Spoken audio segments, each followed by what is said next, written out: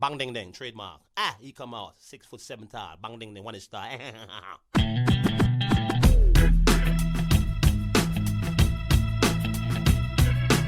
dong ding dong ding dong ding dong ding dong ding dong ding. This is a perfect day. Woke up to the sound of the garbage truck again. Upstairs neighbor's toilet's leaking on my head. And cars broke down, I missed the bus, there runs at 10. I had a feeling this was a day to stay in bed. I finally left my pad right on the jumbo's cloud roof. A police officer pulled out his gun and said, I said, sir, you got the wrong guy. I guess it's just the perfect day. It's just the perfect day. Na, na, na, na, na.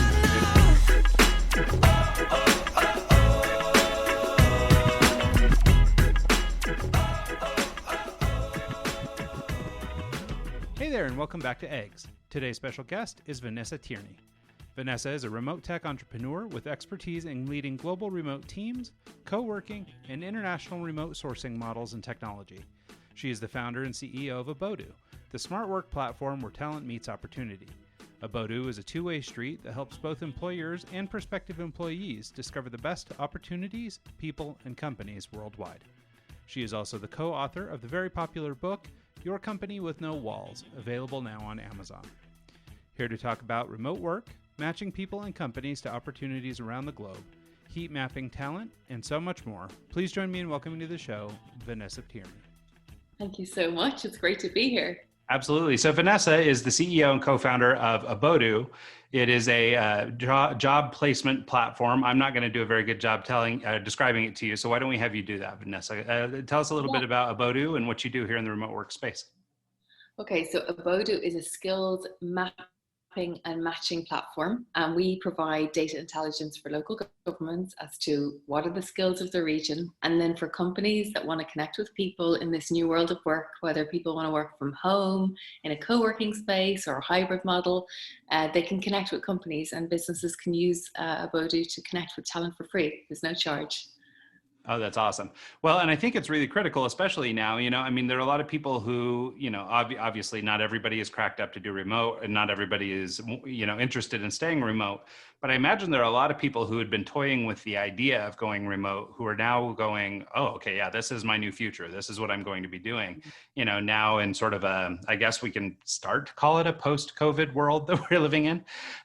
So I think that there's a lot of opportunities out there for people who now, had maybe an inkling they wanted to be remote in the first place, or maybe now are considering staying remote.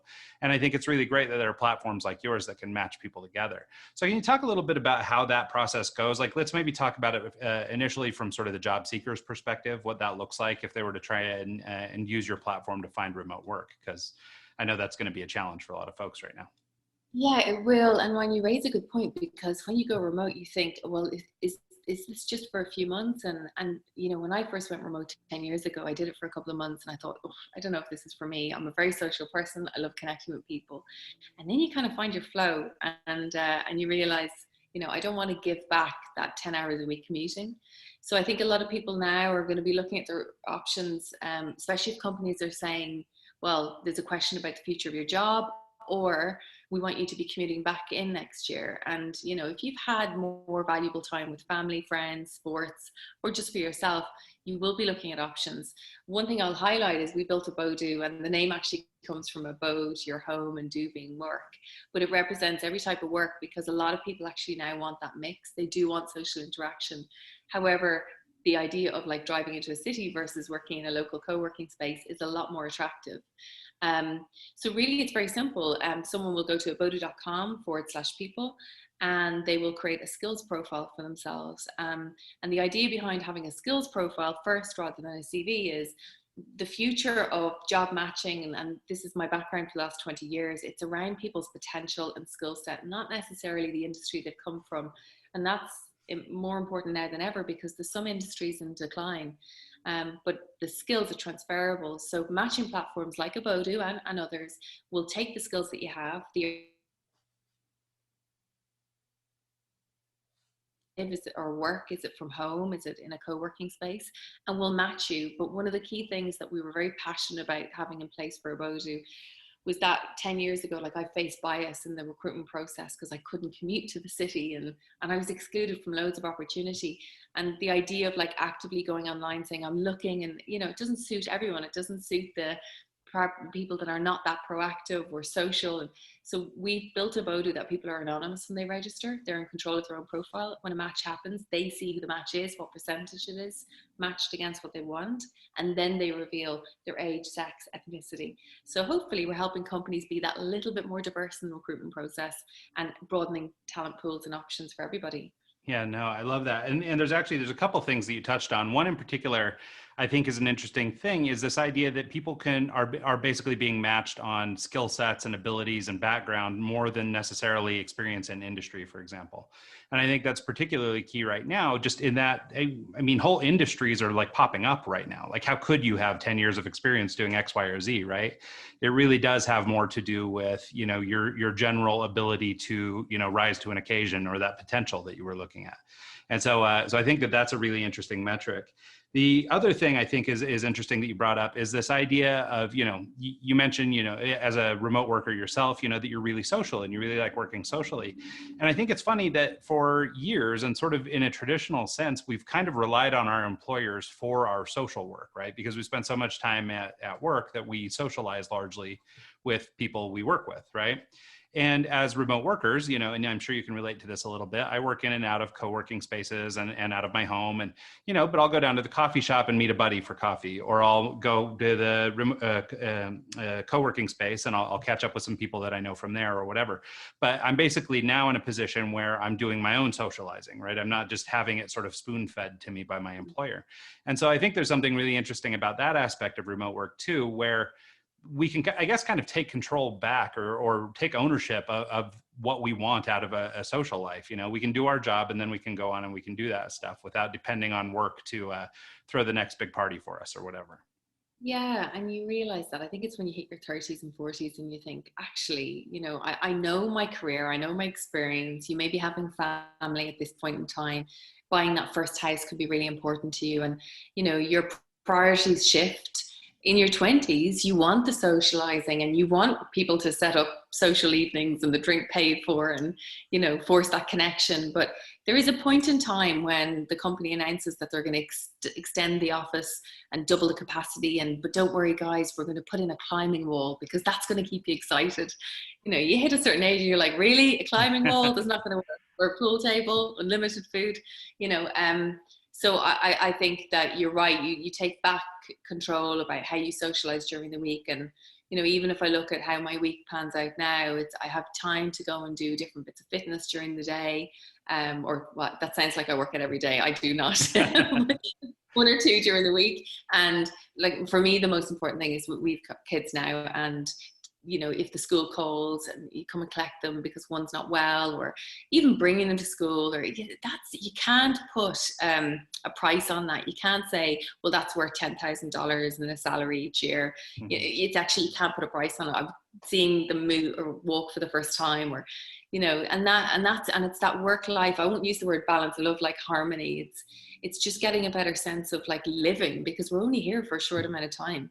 Yep. No, it's so true. And it's funny, like, you know, I come from an advertising background. And so a lot of the agencies, you know, you've seen trying to compete for the latest, greatest, the youngest, hottest talent, all this kind of stuff. You know, basically what they do is they start loading place up with ping pong tables and, you know, coffee machines and free lunch and, you know, all this kind of stuff. Right. And sure, I mean, obviously, you know, if you have a workplace that gives you that stuff versus one that doesn't, I mean, okay, you know, those are great perks. But the reality is, you know, they're sort of trying to build the situation that really encourages you to stay at work all the time, right? And so you're talking about this balance or this harmony. And I too hate saying work-life balance just because it's become so buzzy. But ultimately the idea is that, you know, I mean, there's so much life to live outside of our job. And, you know, these jobs, you know, and from my background in advertising especially, these guys, you know, really work hard to keep you at work.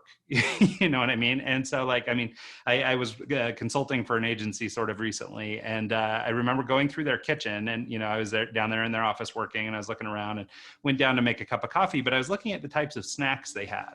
And it wasn't just like a bag of Doritos, for example. It was a bag of chips that were like caffeine boost chips.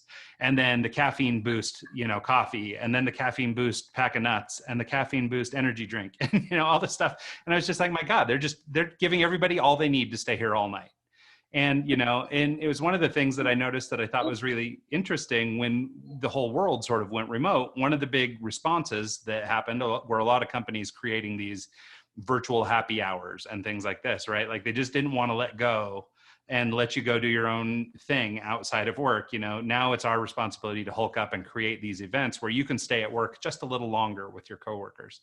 And so I thought it was kind of an interesting reaction, but at the same time, I think it's, so critical what you've observed. And I do think it does come with age a little bit, but the, stopping and smelling the roses a little bit, Yeah. And when people say like pre-COVID, because I've been remote working for so long, and obviously we've been trying to evangelize the idea of like, let people even have a day at home a week, give them that freedom, to empower them, trust them. And that's been the big thing of how can you trust? And human nature is like, you can sense if someone is trusting you. And usually the reaction is you will over deliver, you will over compensate in every level, because you feel, well, this person really believes in my authenticity and and values me enough to give me back my commuting time to have my family and friends. And so I think that it's funny, I'm seeing two kind of types of leaders out there at the moment. The ones that, no, there's three. Ones that were already getting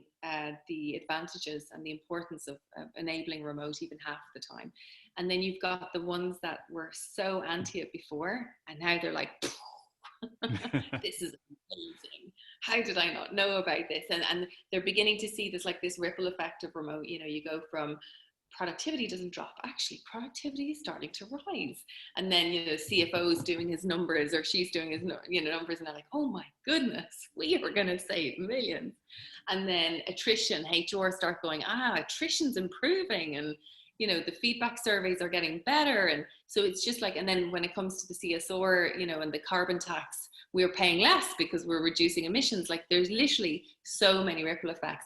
But then you've got the leaders that, to be fair, they have spent 30, 40, 50 years doing the daily commute. They've paid their dues, and they're saying, as soon as it's safe, I'm opening this office again, because our business, our industry can only be done face to face. And I would argue, and I question, say there has to be an element, and there's a way of doing a flexible model. So we're in a very interesting time, because you've got these three types of leaders, and for the people that are working for that last leader, I don't know if they're going to hold on to those great talented teams if they have that approach. So it'll be interesting. Yeah, it will be interesting to see. I mean, and it's funny, this is something we've sort of observed even culturally.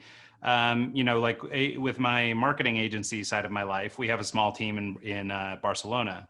And, so we spend a lot of time in Spain and trying to understand Spain. And I know for them, like remote work has been a real struggle, and some of it is cultural. And I think some of it is exactly what you just said. There's, sort of this traditional way of doing business that they just have always done it. And so now you're trying to flip the script and all this stuff. I mean, I'm sure there in some parts of the world are infrastructure issues and, technology problems and, availability of assets kinds of issues, security, that kind of stuff. So I'm sure there's lots of reasons, but I've noticed specifically that this sort of a style of management, not only is it just a leadership culture, but it's also sort of a regional or sort of a national culture in some other places. Yeah, and it's true, and it is culture to culture, country to country. There's such variation, and then you can say it's around connectivity and co-working capacity and so on. But like, the flip side is we're in a very strange world right now, and there's close to 400 million people who have lost their jobs just in the last 4 or 5 months, and governments and companies are going to have to think about, what can we do to help these people in, industries like hospitality, tourism, retail? Those industries are not going to recover for a long time, if ever, to the level that they were at. I don't know. And so there's a lot of people out there that are now with these skills, and there's two questions you ask. One, are they transferable? And two, can we upskill them and connect them into industries that are thriving?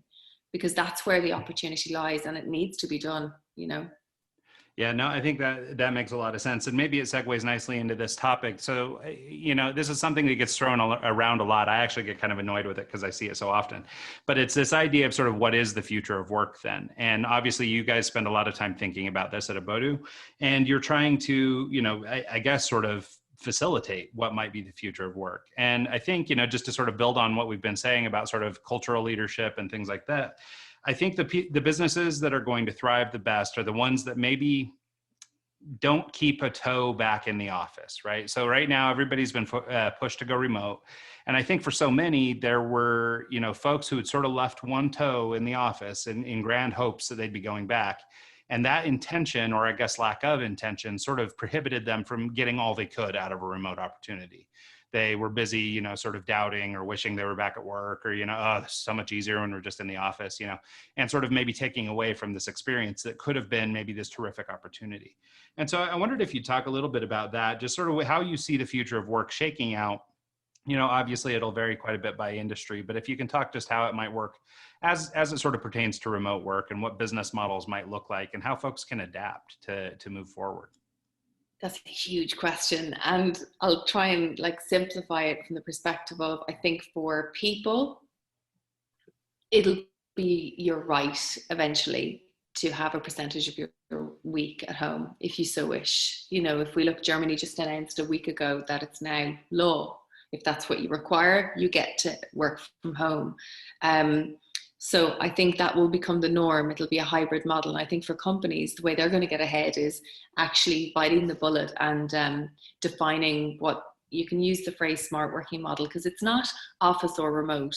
And hybrid, it's a bit loose. I think smart working model defines a model that's smart for your business, whether it's 4 days from home, 1 day in the office, co-working, flexi time, timeshare, whatever it might be.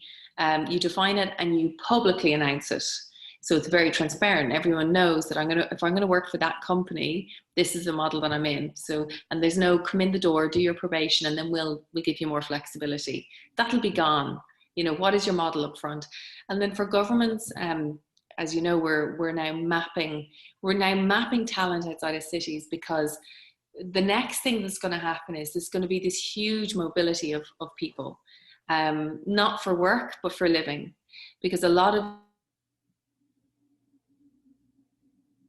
that's commutable to the office. So when you actually start thinking about now, office is not fully reopening, even if you have to go to the office 1 day a week, you could actually live 2 hours away from that office. If you knew 6 days a week you were living somewhere that you just the best house, best education for your kids, loads of room. So people, for my husband and I, it actually took us 3 years to realize, geez, we could live anywhere.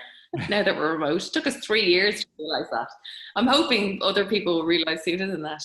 And so I think this mobility, and the reason we're talent mapping, so we've made Abodu free. We've made it free for companies to connect with people, and we've been able to do that because we built another platform during lockdown. We've built one for government, and this is where we feed in the anonymized data of skills and where people want to live and work and what type of model they want to be in. And we feed that into government so they can start making strategic decisions around, actually, there's a cluster of 1,000 people that want to live in this location that have this skill. Why don't we build a digital hub? Why don't we build 500 houses? Why don't we do, because we're going to have decentralized countries happening, and it's going to take a few years, but the opportunity actually for regional areas is going to be wonderful. It's never been like this before. As long as a regional area has connectivity, buildings that could be co-working spaces, and people, then they can really revive and they can reboot local economies. And so we're excited about the part we'll play in sort of demonstrating, here's the demand and skill set of this region.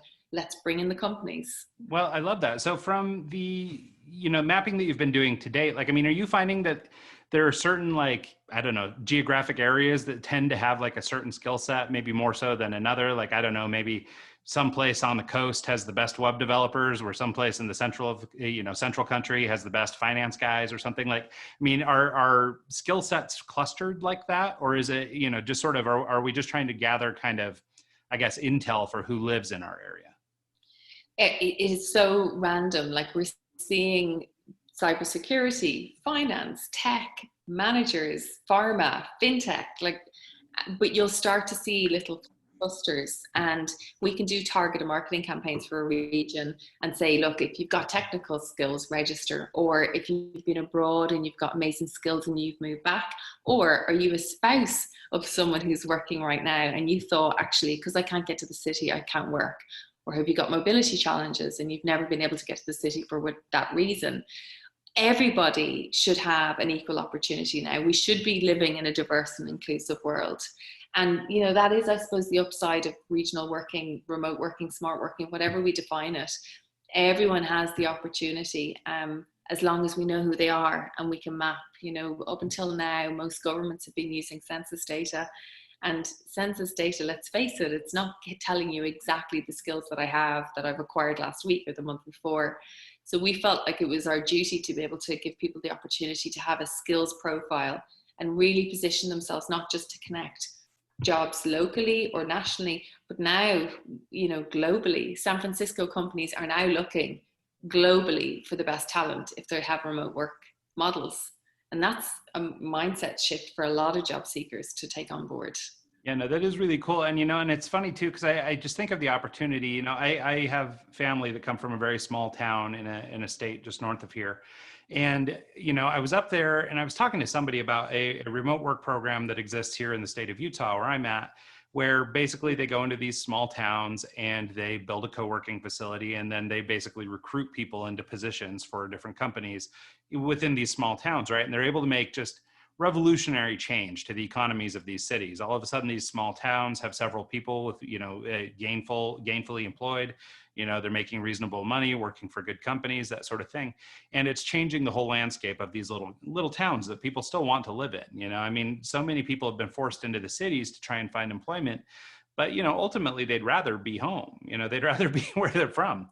And so I think of how to leverage something like this, you know, technology that allows us to sort of, I guess, get a landscape for, you know, the types of skill sets that might exist in any given market, and then sort of build to accommodate that, right? So, I mean, you know, in our work, for example, if we're trying to recruit creative people, you know, maybe we would find, using sort of mapping technology like you're describing, little pockets of creative people. Maybe they're just outside art colleges, or, you know, 1 hour away from where they had to go to university or something. Like, you know, maybe there's some data or some learnings that could be had, but the opportunity to grab those folks then and sort of, you know, put them into these buckets where you could sort of provide a service or generate, you know, some kind of matchmaking relationship with larger organizations. I think, you know, could be a real way to change the game for a lot of remote workers. Yeah, and so you're right. Like, even if I talk about the experience of where we moved in Ireland to a regional area, and like to talk about the connectivity level when we first moved, I had 3 meg broadband. It was terrible, but we moved because we knew it was a lovely location and it was going to eventually get the connectivity. Now it has the connectivity, and we mapped the skills of the area that we're in for the local government, and they successfully landed a US company into the regional co-working space like you described, and they intend to go on and create 150 jobs. And so typically for every job that's created in a regional area, you have 2.5 times service jobs that are created, whether it's the teachers, the nurses, the people serving the coffee. So the economical impact of 150 jobs is just huge. And that's one company who could see the talent. So like, Ryan, I agree, even if it's a handful of jobs, and from an employer's perspective, I mean, I love everyone being virtual, but nothing beats face-to-face. And the model I've adopted over the last kind of 10 years is getting together once a year. And the beautiful thing is, like, because you're not spending lots of money on high rents, rates, commuting, tickets, all of that, you can actually invest in getting together in a really great way and having like a mini holiday together. And a lot of people have asked me over the years, oh, what about the bond? You know, it's not the same as being in the office, the water cooler experience. I'm like, hell no. I know all the husbands and wives, the kids, the pets, and then you get together once a year and it's like a mini holiday. You know, I feel since I've gone remote, I'm actually closer with the people that I work with than I would have been before. So it just shows the shift, really. Well, one of the things I think that really contributes to that anyway is there's, and maybe I'm off base, but it feels to me like there's a little bit of an intimacy when you're working remotely. For example, like, just the simple fact, like basically you're looking into my home right now, that I've tried to configure in a way that puts off a certain vibe or whatever. But I'm looking into your home. We're not just putting on a face at work, where we get to go back to our own lives and do our own things. Like here we are, we're together, and it's a little bit, I don't know, I exposed, I guess, or a little bit, it seems like it could be very personal. Now, I too, I'm just like you and maybe this is an age thing too, but I'm just like you in that I much prefer the in-person stuff. Like I would way rather have an in-person conversation. And in fact, I'm counting down the moments till I have an opportunity to get out to Ireland and actually have this conversation in person with you. But for the short term, I think this is pretty good. And so I sort of equate it to like filling a glass of water for satiation, right? And, our text messages and our emails are a few little drops in the glass, that sort of thing, and maybe, all the way up to our video call being 80-90% of a full glass of water, right? It's pretty darn good, and we can survive and, be satiated and be happy and continue to work well. But then, when we have that opportunity to get together in person, well, then by God, it's overflowing, right? Now we're stoked. We've got more than we can handle. We have this opportunity to really connect with people. And I think that it all just kind of goes hand in hand. But I think that your idea of sort of connecting, at least once a year, I know a lot of companies do it quarterly or, biannually. And I don't know that there has to be a specific model, but the idea that despite being remote, we ought to get together on occasion, I think is really critical. Yeah, and the funny side of being remote as well is you have that awkward 5 minutes of meeting going, wow, you're taller than I expected, or wow, you're shorter than I expected. And then it's like, as you say, the intimacy that is there. So once you get through we're seeing each other face to face, then it's like, how are you? And how's your husband? And how's your, it's just a different vibe. And I think it's they talk about how we've been working for so long. It was the Industrial Revolution. Henry Ford, he designed the whole 9 to 5 so we could maximize production, and it was pre-technology. But like technology, I've just put my kids to bed before, and I know it's during the day for you, and this is what technology is allowing us to do. It's to connect and work when it suits our life, and vice versa. And I think it's the potential. Obviously, we have to get through this terrible pandemic, but the upside is companies will hopefully realize that actually, your workers are human. They're human beings. We've just got through a pandemic, and everyone deserves to have a life, a quality life, but also to be productive. That's kind of my hope for. Yeah, no, I think that's incredible. And, there's been a lot of, pushback recently. I've started to see more and more articles questioning the productivity of remote work, and is it as good as all the hype and all that sort of thing. And I'm sure you can find good cases and bad cases, but it seems to me that everything is working for the better, or that we're on the rise. Yeah, innovation's dropped, that's for sure. But I think that's more of a result of what we've all gone through, and the fact that a lot of leaders are not very experienced in this domain. I know we were introduced by a little group of ladies we do this mastermind, and one of the ladies I met, I say ladies, girls, because we still think we're girls. I met her last year, and she had come from a kind of a parallel career path. She'd been leading gig workers, which was relatively new to me, whereas I was more employees. And we realized that actually we had both been leading remote workers. There was lots of sync, but she had been trying to write a book for many years. And I said, well, why don't we write it together from different perspectives for leaders? Because we both acknowledged in the first 3 to 4 years of actually managing remote for the first time, it's actually really daunting. You're constantly questioning yourself. You're wondering, like, are they actually working? Should I be even asking that question? How do I connect with someone? How do I do a review online? How do I recruit remotely? All these questions. Anyway, we dumped it into a book, and I think that's probably where maybe if productivity drops, it's because it's actually more leader orientated than the actual worker.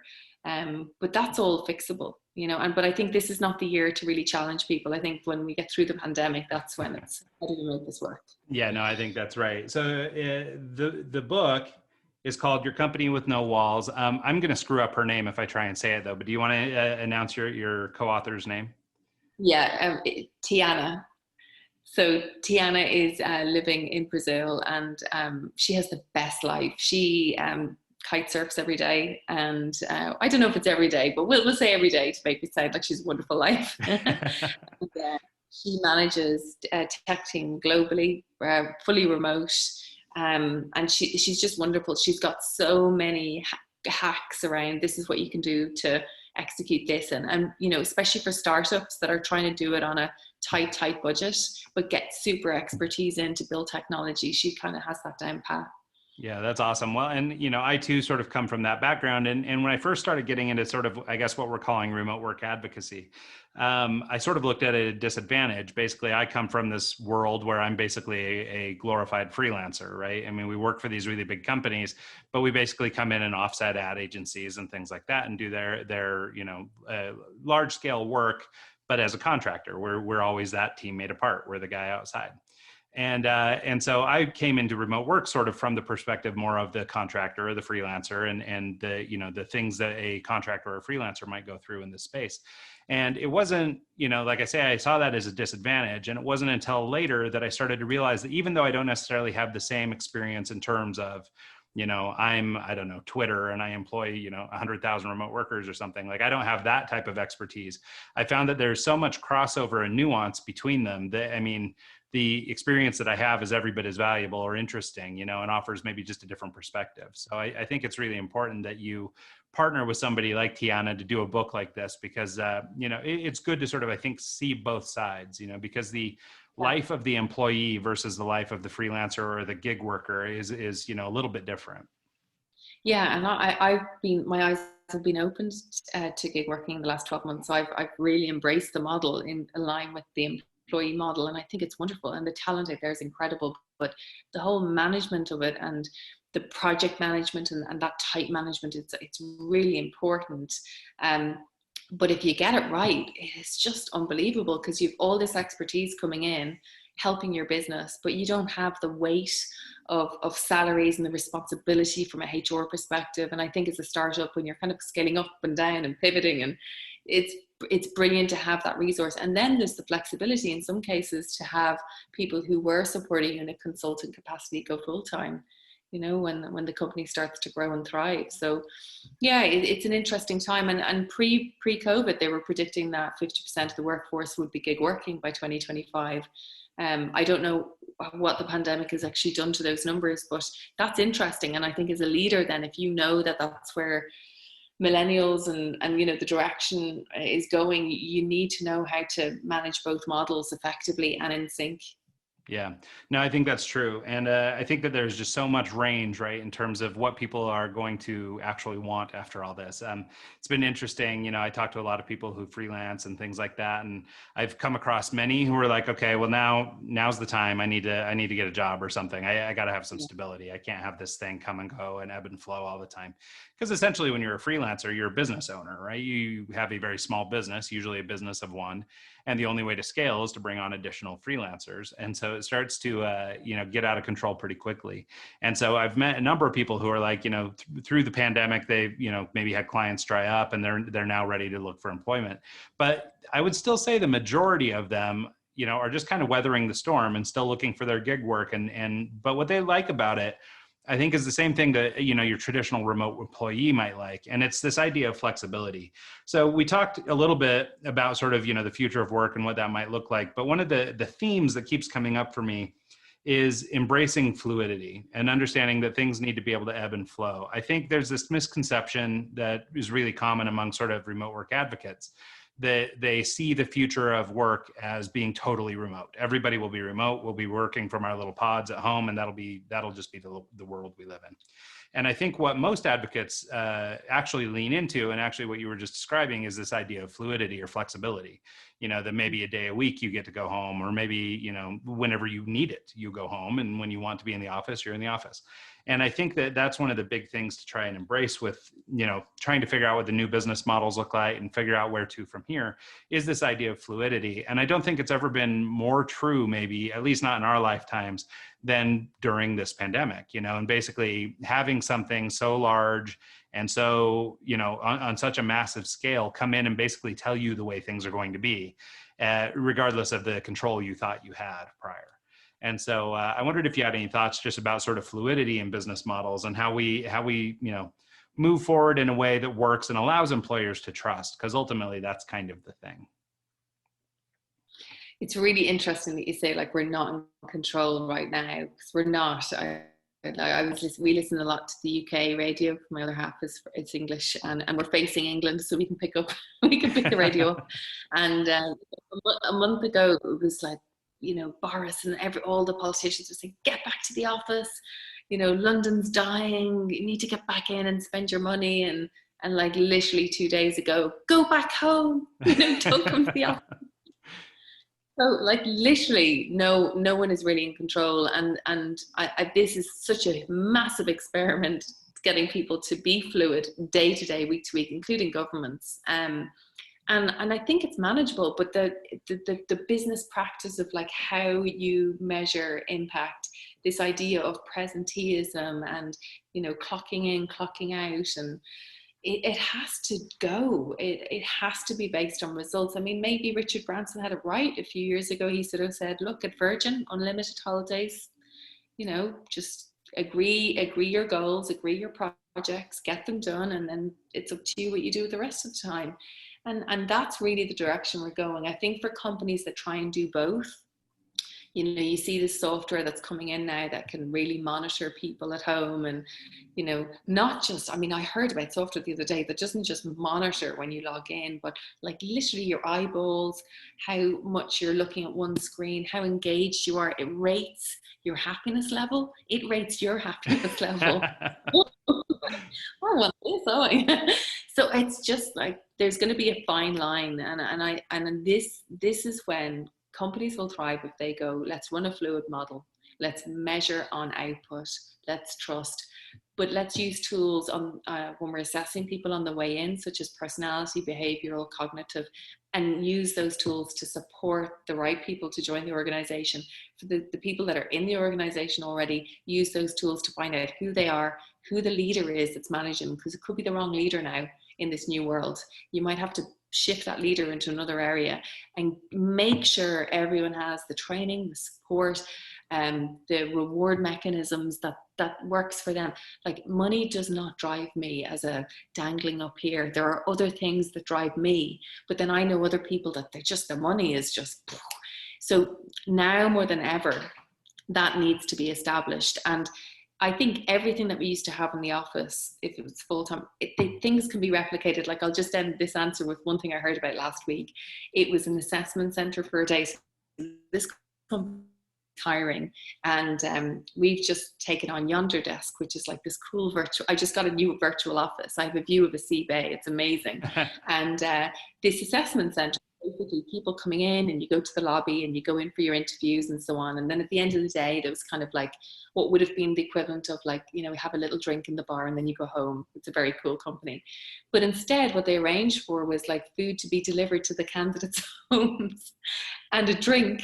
And so everyone joined this virtual room online, and they had their food and their drink. And so they tried their best to replicate what was there already. And I just think like it's that innovation that's going to really set companies apart, and the ones that really care about people and think about how are they feeling. Well, I think that's so critical, right? It's this idea that we're actually people first, not just saying that out loud to people. And so I think that's really critical. I've actually heard other examples of that. I know of one, and God, I wish I could remember the startup's name so I could plug them. But basically what they did is something like what you described. They sent a package out to every employee, and it said, you know, do not open until X time or whatever. And then, you know, they got on a big group call together, and then everybody got to open their little box at the same time and sort of go through that experience together. So even though they were apart, they were still sort of doing something, you know, in person with one another, that they, you know, as a shared experience being done virtually. And so I thought that was a pretty innovative way of sort of, you know, flexible or, you know, I guess using the technology, but also sort of leveraging the real life, you know, stuff to bring it all together and sort of allow for a tangible experience in an otherwise intangible world. So I think that's pretty cool.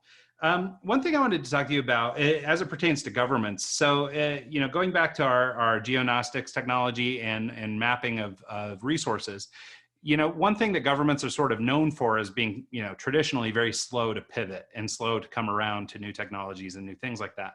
But they're definitely have been put into a position where all of a sudden they have to make this rapid change.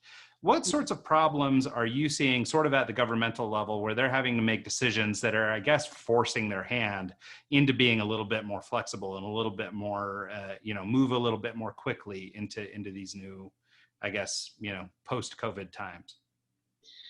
I would think that the speed of which they've had to execute grants has been phenomenal, because businesses needed help really quickly. And in some cases, certainly at ministerial level, they were releasing grants within sort of, 24 hours, but then they were having to actually administer those grants within a few weeks. Some governments were great at doing it, other governments not so much. The digital transformation for a lot of them was really challenging. A lot of them had the BYOD, bring your own device to work. So when people went remote from a security perspective, that was huge. I think where I would commend them, obviously I'm going to commend the governments that are working with us for mapping, because I'm like, you are so futuristic. You're seeing the potential. You're seeing like not only being able to compete for jobs globally, but attract back talented diaspora, because that's a huge asset to any region to get people back that are now internationally skilled. So I would commend any of the governments but the other one is around upskilling. So a lot of governments now are realizing actually people are at home, certainly if they're not working or they're working less, now is the time to upskill them against what is the skills gap of today and tomorrow. And what's nice is actually we're starting to map the skills of people, what they're putting in versus what industry are saying they want. And we can see trends of gaps where education can be plugged in now and universities can pivot. So in fact, speaking of universities, we're starting to partner with universities because this is data intelligence they really want. And they want to know what industry is demanding and then meet that need more so now than ever because they're under pressure. People don't necessarily want to, especially international students, travel and attend a university in another country when you can do it remotely. And then why would you pay 10, 20, 50,000 a year for that? So even that model, there's a huge shift. But I think from a government perspective, they're now realizing that one of their greatest assets are the people. And what can you do to upskill them and connect them with opportunities? Yeah, well, and like we've talked about, I mean, opportunity is really the name of the game here, right? There's so many new opportunities that I think that, at the government level, especially having the wherewithal to start looking at this stuff is really critical. It's interesting you mentioned colleges because, yeah, obviously, I mean, from a recruiting standpoint, their ability to help put graduates into positions is something that, it could be a selling point if you're trying to get someone to come to your campus. And, so obviously having some idea of where, the needs are so that they can tailor their programs and things to fit, I think makes a lot of sense too. That was one I hadn't thought of. One of the things I wanted to discuss too about just sort of, how people might use a recruitment platform like Abodu is finding cultural fit. So maybe we've spent a little bit of time talking about it from sort of the employee side, but maybe more on the employer side. If you're trying to, I guess, communicate your cultural values through a platform like this, and then match somebody against those cultural values based on theirs, how do we do that sort of thing? I mean, at least as a sort of pre-qualification step, when you're looking to hire somebody, obviously cultural fit is a big deal. And I wonder how much of that you can facilitate through your platform. Well, having been in recruitment quite some time, before even Abodu, I feel like the match between a person and a company is actually down to the intrinsic connection of like their personality, behavior, cognitive, and then the experience, and then the education. And it takes a while with hiring managers to kind of talk that through. But if you actually assess the top performers in companies, there's a trait or a trend that you'll see for that particular company of like the same personality profile will get it to the top or get to the top 5, 10 positions. So that means that if someone has that behavior in that culture, they thrive. So when we're building Abodu, I mean, bearing in mind we're 2.5 years old, so we have a lot of plans around our technology, but as it stands right now, people can identify and put what their core values are. or their soft skills is another term. And companies then equally on their side, when they're inputting the skills that they want, the next thing is they'll highlight the core values that are within the culture of the company. And the matching algorithm does match this. There is a certain weight to it. So it influences the match. And the way the match works in Abodu is that both sides will only see a 50% plus match. So that experience of being on job boards and just like screening through loads of applications, or from a recruitment manager perspective, especially now more than ever, when you're getting hundreds of applications, you just get exhausted. Like you miss the good people or the diamonds in the rough because you just don't have capacity. So the idea of like the way we've built technology is both sides gets an alert over 50%. It's percentage rank. So, I have an 87% match, a bit like a dating website. And then I can see, like it's company X. I'd like to go into process. But you are anonymous at that point in time. So the company has to decide to invite you in based on purely skill matching.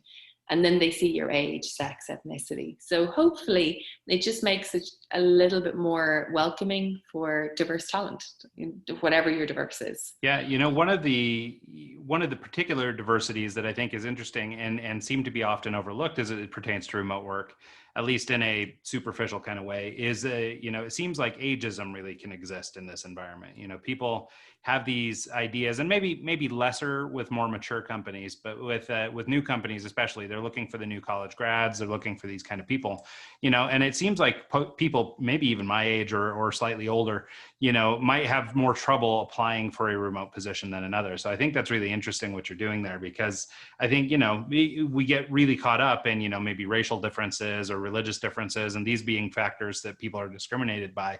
But, I think a lot of times we overlook age, and especially in a really tech forward world where basically the assumptions are old people don't know technology.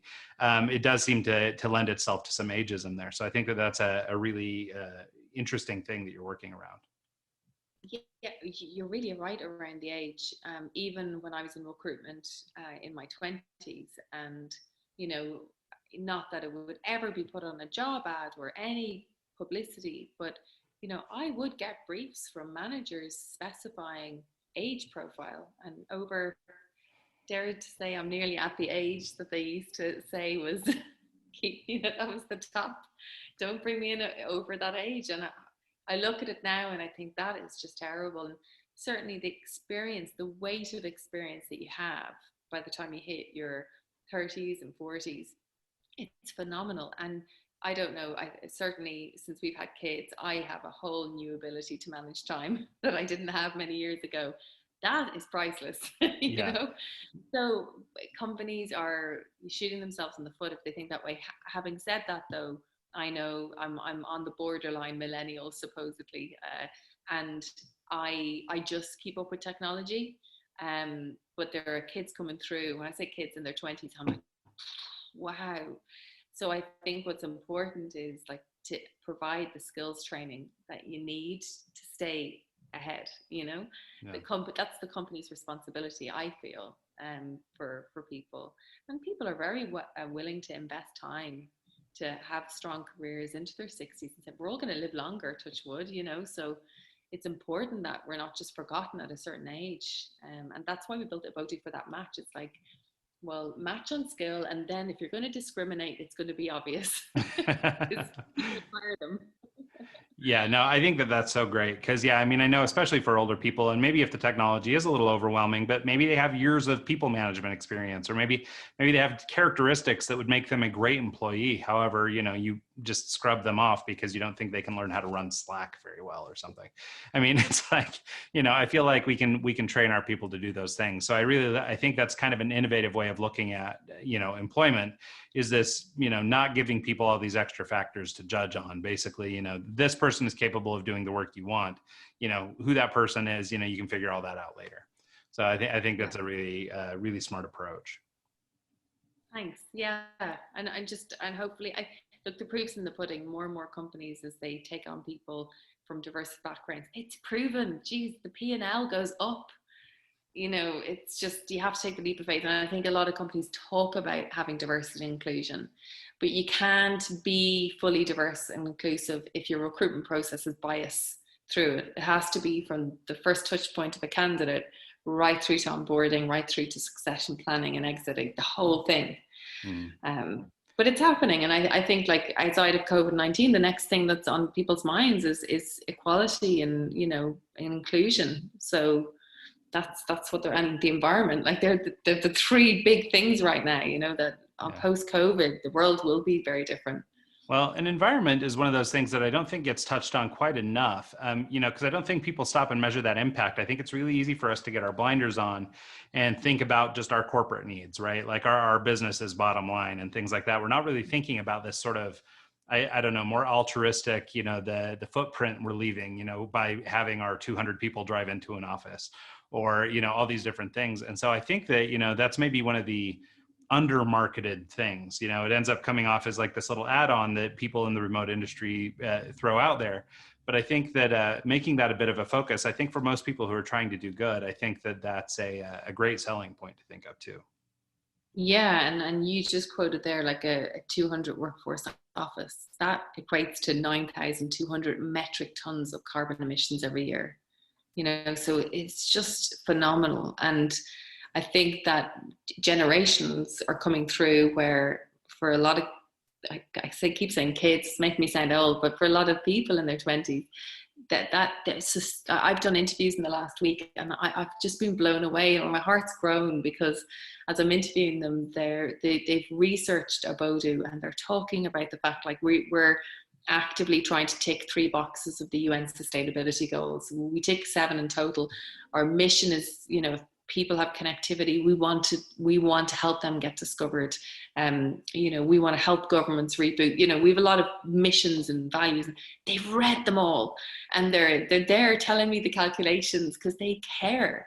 You know, they really care, and they want to work for something that has a mission rather than just a job for 20 years or even 2 years. It's like, what difference, what impact can they make? And, you know, I did an interview today with a lady, and she wouldn't even know, like, I'm talking about her now, but she just blew me away, early 20s, but it was just in her eyes, just that light of, you know, making a change in the world. And I was like, I have to have you. You know, people like that are just amazing. And I think that's the shift that we'll make in our working world. We'll say, look, I want to work with people that are going to inspire and change rather than just processors, you know? Well, I think that's the thing, right? I mean, so many of us, I mean, you hear people talk about work and all these things, that we all take pride and we're so happy in our work and all this kind of stuff. But if you really think about work, I mean, you know, we work, most of us, as a means to an end. We have to pay rent, we have to do whatever. And if you take this sort of back, you know, all the way back to sort of Industrial Revolution or whatever, I mean, people were working because they had to, not because they wanted to. And I think you're seeing this shift, especially for younger people, you know, and I think you make a good point, or show a good example with what you were just describing, which is that, you know, yes, this person needs to pay rent, and, you know, they want to be able to go hang out on the weekends with their friends, so they need to make some income or whatever. But they have the liberty, because so many companies are sort of pivoting and becoming a little more conscious, they have the liberty to look for the company that best aligns with them on, you know, these other factors that don't really have that much to do with what you're paying or where you're located. And, you know, and you're giving people the opportunity to actually just kind of pursue happiness by way of work, rather than, you know, taking a job because you have to, and hopefully you have some pride in the work you're doing.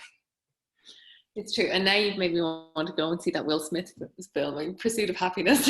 Because, you know, it is. It's I go back to that thing of One Life. I've been listening to the podcast of Rich Roll a lot, and people that are coming in and they've pivoted their own lives through experiences, and just they're on this path that is incredible, and it makes you realize, like, you can either just kind of go through life and not really live, or make huge changes and ensure that every day you're just doing something that's fulfilling you, whatever it might be, whether it's in fitness, your job, and I think more and more people want that. And I guess with remote work, you get more choice now, and hopefully people will start to just get to really live fulfilling lives, and instead of being on this rat wheel of, like, getting the car, you know, 10 hours a week and to pay the bills. You know, well, and that's the thing. I think there's a real push, and I think, you know, it was driven initially up by maybe younger generations of people into companies where companies are now saying, okay, now we've got to try and evolve and be more people centric, because if we want the best talent, this is what we have to do. Now we have to compete for you. And I think that all that is leading to this thing. I mean, you know, obviously in Teammate Apart, and then also in the work that we do in our agency, I mean, the human relationship is like the most important thing, right? That's, I mean, the lens that we view everything we do through is how can we develop a better relationship?